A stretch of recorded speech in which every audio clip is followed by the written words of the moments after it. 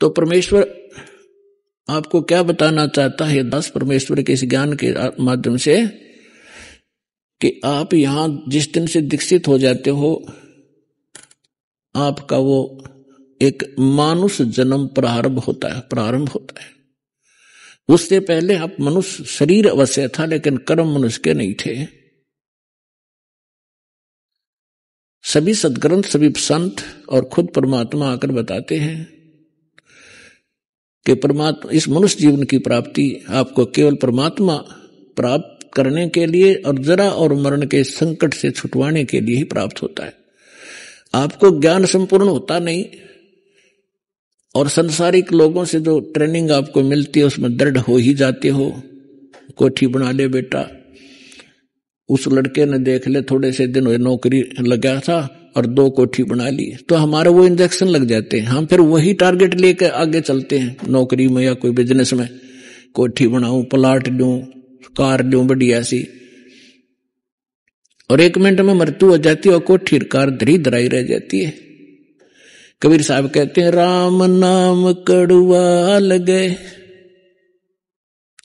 राम नाम कड़वा लगे ये मीठे लगे दाम, दुविधा में दोनों गए भाई माया मिली ना राम।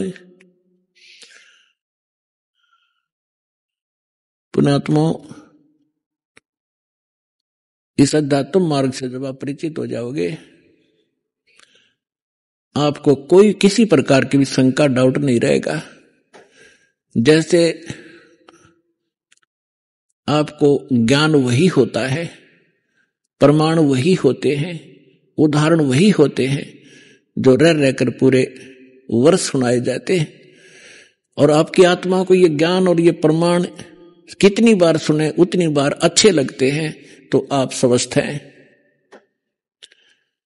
और जिसको ये महसूस होता है कि ये सत्संग तो मैंने पिछली बार भी सुना था, ये बात सुनी थी, तो ये आपकी कमजोरी है, आपके कोई वीकनेस आत्मा में आ चुकी है। जैसे एक स्वस्थ व्यक्ति होता है, वो सुबह खाना खाता है, रोटी वही होती है, थोड़ी बहुत दाल सब्जी में बेशक फर्क हो जाए, अंतर हो जाए, और सुबह खाना खाया और शाम को वही रोटी फिर रखी है और आपको रुचि नहीं बन पा रही है तो आप अस्वस्थ हो गए हो।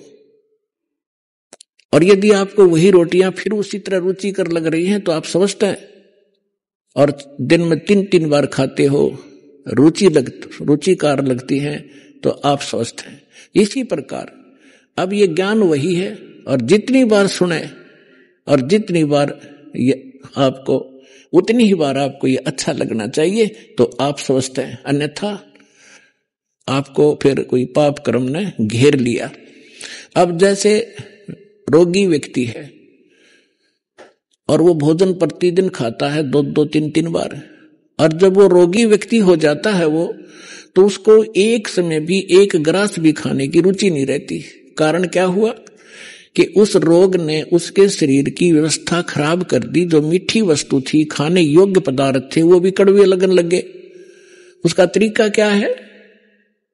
उसका तरीका ये है कि कड़वी, जैसे किसी को मलेरिया हो गया और उसने वो कड़वी कुनीन रोटियां तो भी कड़वी वो खानी पड़ेंगी, ना चाहते हुए भी खानी पड़ेंगी, चाहे वो रुचि कर लगे चाहे ना लगे।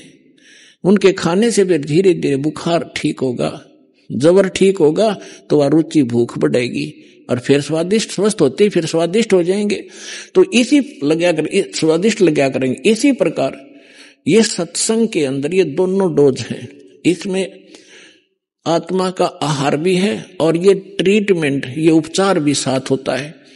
जैसे कोई भक्त सत्संग सुन रहा है और ये मन में आता है कि तो पहले भी सुना था, तो बेशक आप ना चाहते हुए भी उठकर नहीं जाना चाहिए, उसको बार बार सुनना चाहिए। थोड़ी सी देर में आप देखोगे ओहो ये तो ठीक सी लगन लाएगी, तो ये कुनीन का काम भी करेंगी। ना चाहते हुए भगवान की महिमा को सुनते ही रहना चाहिए और ना चाहते हुए भक्ति जैसे मंत्र करने लगते हो, रुचि सी ना बनती, ना बनन दे, एक मिनट जाओ करडे से होकर मन भागन दे, दूर थोड़ी देर भागेगा फिर आप पैसे होगा। इसी प्रकार परमात्मा कहते हैं कबीर हरि के नाम को खज बजो चाहे खज, उल्टा सुल्टा ओ गही खेत पड़ा जो बीज। अब परमात्मा के नाम में लग जाओ चाहे हज यानी अपनी रुचि से, या खज के माथा सा ठनकते हुए भी शुरू कर दो। और कहते हैं जैसे खेत में बीज पड़ गया उल्टा पड़ो चाहे सुल्टा उगेगा। तो इस प्रकार आपने इस ज्ञान को सुनना चाहिए।